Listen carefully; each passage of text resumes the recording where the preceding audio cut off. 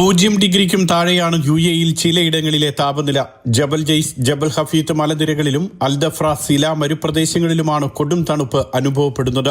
Dubai, Abu Dhabi, Sharjah നഗരങ്ങളിലെല്ലാം ഏറ്റവും കുറഞ്ഞ താപനില 10 ഡിഗ്രി സെൽഷ്യസിന് അടുത്തെത്തിയിട്ടുണ്ട്. പകൽ സമയത്ത് പോലും ആളുകൾക്ക് പുറത്തിറങ്ങാൻ കഴിയാത്ത വിധം കൊടും തണുപ്പിന്റെ കാരണങ്ങളാണ് കാലാവസ്ഥാ നിരീക്ഷണ കേന്ദ്രം ഡയറക്ടർ ഡോക്ടർ മുഹമ്മദ് അൽ ഇബ്രി വിശദീകരിക്കുന്നത്. പസഫിക് സമുദ്രോപരിതലത്തിലെ എൽനിന പ്രതിഭാസമാണ് കൊടും തണുപ്പിന്റെ പ്രധാന കാരണം. ഇതിന്റെ ഭാഗമായി ഉത്തരാർദ്ധഗോളത്തിലെ മിക്ക രാജ്യങ്ങളിലും ശീതക്കാറ്റ് ശക്തമാണ്. ഇതാണ് കൊടും തണുപ്പിന് കാരണമെന്നും ജബൽ ഹഫീത്ത് അടക്കമുള്ള ഉയർന്ന പ്രദേശങ്ങളിലാണ് തണുപ്പ് കൂടുതൽ ശക്തമെന്നും ഡോക്ടർ മുഹമ്മദ് അൽ ഇബ്രി വിശദീകരിച്ചു. മലനിരകളിൽ രാത്രികാല താപനില 0 ഡിഗ്രി സെൽഷ്യസ് വരെയാകും. ദുബായിൽ കുറഞ്ഞ താപനില 10 ഡിഗ്രി സെൽഷ്യസ് വരെ എത്തിയിട്ടുണ്ട്.